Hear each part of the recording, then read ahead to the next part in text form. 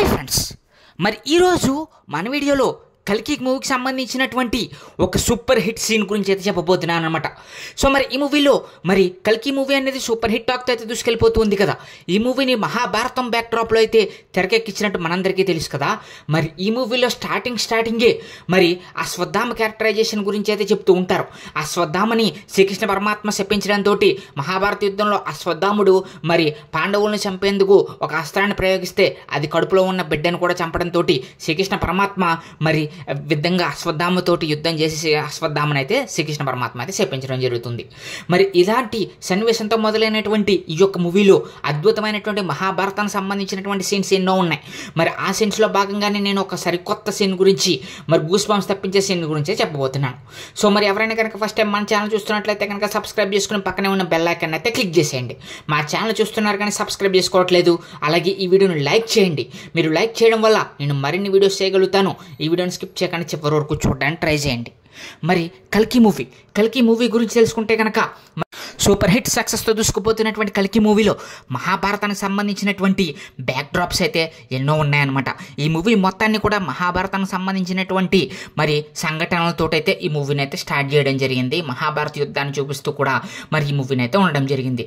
అసలు కలిపురుషుడు ఎలా అవతరిస్తున్నాడు, అసలు కలియుగం వచ్చినప్పుడు మరి మొత్తం భూమి మీద అధర్మం అంతా పెరిగిపోయి మరి భూమి మీద తాగడానికి నీళ్లు కానీ తినడానికి తిండి కానీ లేకుండా ఉండే సమయంలో మరి మనుషుల్ని విపరీతంగా బాధించేటువంటి శత్రువుల మధ్య మరి ఎందరో మంది జనాలు అందరూ కూడా మరి బాధలు పడుతూ చచ్చిపోతూ తినడానికి తిండి లేక ఒకళ్ళ బానిసత్వ బతుకులతో చచ్చిపోతూ ఉన్నప్పుడు మరి భగవంతుడు కలి రూపంలో అయితే అవతరిస్తున్నాడనే చెప్పేటువంటి ఈ యొక్క ముఖ్య ఉద్దేశమే ఈ యొక్క సినిమా యొక్క ముఖ్య ఉద్దేశం అనమాట.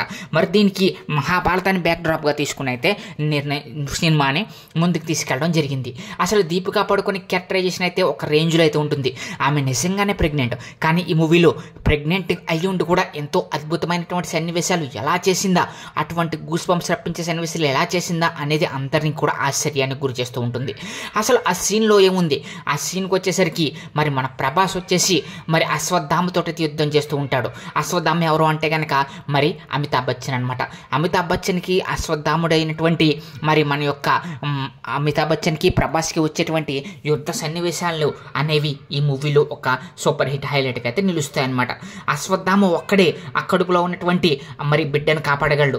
మరి అశ్వత్థామ వచ్చి ముందు మన అశ్వత్థామ ముందు ఎవరూ నిలవలేరు. అటువంటి టైంలోనే ప్రభాస్ ఆ యొక్క కడుపులో ఉన్నటువంటి బిడ్డని అలాగే తనని మరి తీసుకెళ్లేందుకు యుద్ధానికైతే వస్తాడనమాట. మరి ఆ విధంగా ఫైట్ సీన్స్ అయితే ఉంటాయి.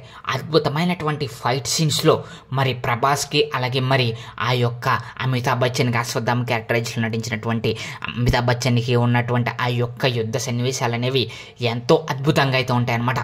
ఎన్నిసార్లు ప్రభాస్ ఎంత గట్టిగా ప్రయత్నించినా కానీ మరి అశ్వత్థామని అయితే టచ్ కూడా చేయలేకపోతాడు. అశ్వత్థామ ప్రభాస్ని మరి ఈ విధంగా ఎగరేసేస్తూ ఉంటాడనమాట. ఎన్ని విధాలుగా ప్రయత్నించినా కానీ ప్రభాస్ మాత్రం అశ్వత్థామని అయితే కొట్టలేకపోతాడు. అలాగే అశ్వత్థామను కూడా ఏం చేయలేకపోతాడు. సో మరి ఎన్నో విధాలుగా ప్రయత్నించి చివరికి అశ్వత్థామపై ఎలాగైనా గెలవాలనే ఉద్దేశంతో గొప్ప యుద్ధ సన్నివేశాలు, అలాగే ఆ యొక్క యుద్ధంలో ప్రభాస్ యొక్క మరి ఆ యొక్క యాక్షన్ సీక్వెన్స్ కానీ అలాగే ఆ యొక్క బుజ్జి క్యారెక్టరైజేషన్ కానీ ఇవన్నీ కూడా ఈ సినిమాకైతే గూస్ బంప్స్ చెప్పిస్తే సెకండ్ హాఫ్లో వచ్చేటువంటి ప్రతి సన్నివేశము కూడా మరి ఒక విధంగా విజువలైజేషన్స్ కానీ సంబంధించి కానీ అలాగే మరి వీళ్ళిద్దరి మధ్య ఉన్నటువంటి యుద్ధ సన్నివేశాలు కానీ ఇవన్నీ కూడా ఒక హైలైట్గా నిలుస్తాయి కల్కి మూవీకి. అసలు కల్కి మూవీకి సంబంధించినటువంటి క్యారెక్టరైజేషన్లో మరి ఆ యొక్క అమితాబ్ బచ్చన్ గారు అశ్వత్థామ క్యారెక్టరైజేషన్ అనేది ఒక గూస్ బంప్స్ అయితే తెప్పిస్తుంది. అలాగే కల్కి సంబంధించిన విలన్ క్యారెక్టరైజేషన్లో మరి మన కమల్ హాసన్ గారు అయితే ఇంకా చెప్పనవసరం లేదు. భయంకరమైనటువంటి ఒక విలన్ క్యారెక్టర్లో సక్సెస్ అయ్యాడని చెప్పాలి. మన కమల్ హాసన్ జీవించేశాడని చెప్పాలి. అసలు యొక్క విజువలైజేషన్స్ కానీ ఆ యొక్క క్యారెక్టరైజేషన్స్ కానీ ఒక రేంజ్లో ఆ మూవీని అయితే ముందుకైతే తీసుకెళ్తూ ఉంటాయి. అసలు కథను కల్కి అవతరించడానికి మరి ఉన్నటువంటి అడ్డంకులు అన్నిటిని కూడా మరి ఎలాగా అసలు ఆ మూవీలో ఏ విధంగా క్యారెక్టరైజేషన్ డిజైన్ చేశారో అనేది సినిమా చూస్తేనే తప్ప అర్థమవుతుందన్నమాట. ఆ యొక్క క్యారెక్టరైజేషన్, ఆ యొక్క విజువల్స్ కానీ ఆ యొక్క ఫైట్ సన్నివేశాలు కానీ మరి ఆ యొక్క సీన్ వస్తే కనుక మరి అద్భుతమని చెప్పాలి. అసలు కల్కికి సంబంధించినటువంటి విలన్ క్యారెక్టరైజేషన్లో కమల్ హాసన్ చూపించినటువంటి ఆ యొక్క తీరు కానీ ఆ యొక్క క్యారెక్టరైజేషన్ కానీ ఎంతో అద్భుతంగా నాగార్జున తీర్చిదిద్ది దానికి ప్రాణం పోసాడనే చెప్పాలి. అసలు విలన్ చూస్తే అందరూ కూడా జడుచుకునే విధంగా గొప్ప క్యారెక్టరైజేషన్గా గొప్ప విలన్గా కూడా ఈ మూవీలో అయితే చూపించడం జరిగిందనమాట. అసలు కల్కి అవతరణ ఏ విధంగా అవ్వబోతుంది, పసిబిడ్డ రూపంలో కల్కి అవతరించబోతున్నాడు. ఆ యొక్క పసిబిడ్డని మరి దీపిక పడుకునే యొక్క కడుపులో ఉన్నటువంటి పసిబిడ్డని చంపడానికి ఎన్నో విధాలుగా సత్యవిధాలుగా ప్రయత్నిస్తూ ఉంటారు. కానీ వాళ్ళని కాపాడడమే ఈ యొక్క అమితాబ్ బచ్చన్ యొక్క క్యారెక్టరైజేషన్ అనమాట. సో ఆ విధంగా కాపాడాలంటే కనుక మరి ప్రభాస్ నుంచి కూడా కాపాడాలి. ప్రభాస్ నుంచి ఈ విధంగా అమితాబ్ బచ్చన్ మరి యొక్క కడుపులో ఉన్నటువంటి బిడ్డను కాపాడుతాడు. అలాగే వీళ్ళిద్దరికి వచ్చేటువంటి యుద్ధ సన్నివేశాలు కానీ క్యారెక్టరైజేషన్స్ కానీ ఇవన్నీ కూడా సినిమాలో ఒక హైప్ని అయితే క్రియేట్ చేసి విజువలైజేషన్ ఎఫెక్ట్స్తో సినిమాకైతే ఒక ముందుకైతే తీసుకెళ్ళడం జరిగిందనమాట. మరి మీరు ఎంతమంది కలికి మూవీ చూశారు? మీకు ఆ మూవీలో బెస్ట్ సీన్ ఏమనిపించింది? మరి ఈ విధంగా వీళ్ళిద్దరి మధ్య జరిగేటువంటి యుద్ధ సన్నివేశాలా, లేకపోతే ఇంకా వేరే ఏదైనా సీన్స్ అనేవి గూస్ బంప్స్ తెప్పించేలా ఉన్నాయా అనేది కామెంట్ సెక్షన్లో కామెంట్ చేయండి. అలాగే మరి ఈ యొక్క మూవీలో మరి ఫస్ట్ అశ్వత్థామ గురించి అయితే చెప్తూ ఉంటారన్నాం కదా. అశ్వత్థామకి శ్రీకృష్ణ పరమాత్మ శాపం ఇచ్చేసి అయితే వెళ్ళిపోతాడు కదా, తర్వాత నువ్వే నన్ను కాపాడాలి అనేటువంటి చెప్పేసి అయితే వెళ్ళిపోతూ ఉంటాడు కదా.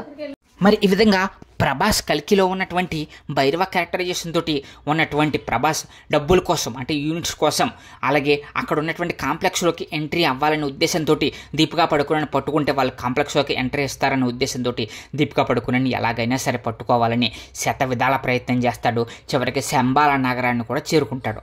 ఆ శంబాల నగరాన్ని చేరుకున్న తర్వాత సో మరి అక్కడ జరిగేటువంటి ఫైట్ సీన్స్ కానీ ఇవన్నీ కూడా చాలా గూస్ బంప్స్ అయితే తెప్పిస్తాయి. దానికంటే ముందు వచ్చే సీన్సే సినిమాకు ఒక హైలైట్గా నిలుస్తాయి అన్నమాట.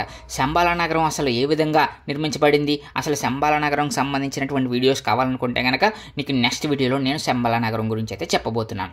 అలాగే ఈ మూవీలో మరి మరొక గొప్పగా తీసుకొచ్చింది ఏంటంటే కనుక కర్ణుడికి మరి అలాగే అర్జునుడికి ఉన్నటువంటి భేదం. కర్ణుడు అర్జునుడి కన్నా గొప్పవాడు అనేది కంక్లూజన్తో సినిమా అయితే ముగించడం జరుగుతుంది కదా. అసలు నిజంగానే కర్ణుడు అంత గొప్పవాడా, అసలు కర్ణుడు బలశాల అనేది మనం నెక్స్ట్ వీడియోలో తెలుసుకుందాం. మరి ఈ విధంగా సినిమా మొత్తం కూడా మహాభారత బ్యాక్డ్రాప్ని తీసుకొచ్చి అర్జునుడికి కర్ణుడి క్యారెక్టరైజేషన్, అలా అశ్వత్థామ క్యారెక్టరైజేషన్, అలాగే మరి ఈ యొక్క కల్కికి సంబంధించినటువంటి క్యారెక్టరైజేషన్ ఇవన్నీ కూడా సినిమా మొత్తాన్ని కూడా అందరినీ కూడా ఆడియన్స్ అందరినీ కూడా కట్టిపడేసినటువంటి విజువలైజేషన్స్ కూడా ఈ మూవీకి ఒక ప్లస్ పాయింట్ అని చెప్పాలి. సీన్ సెకండ్ హాఫ్లో వచ్చేసరికి ప్రతి సీను కూడా ఒక గూస్ బంప్స్ తెప్పించే సీన్స్ కిందే ఫైట్ సన్నివేశాల కింద ఉంటాయన్నమాట.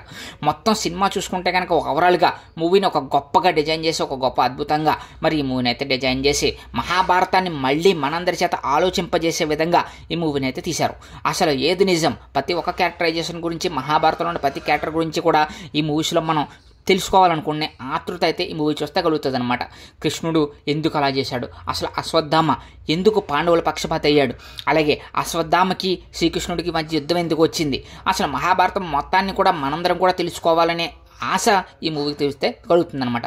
అలాగే నెక్స్ట్ వీడియోలో మనం అసలు కల్కి మూవీకి సంబంధించినటువంటి కల్కి అవతారం అంటే ఏంటి, అసలు ఈ అవతారం ఎప్పుడు వస్తుంది, భూమి మీదకి ఎప్పుడు వస్తుంది, అసలు నిజంగా కల్కి అవతారం అనేది ఉందా, లేకపోతే వీళ్ళ గ్రాఫిక్స్ క్రియేట్ చేసి ఇంకా మూవీని ఎక్స్టెండ్ చేయడం కోసం తీసారా అనేది కూడా నెక్స్ట్ వీడియోలో మనం తెలిసేసుకుందాం.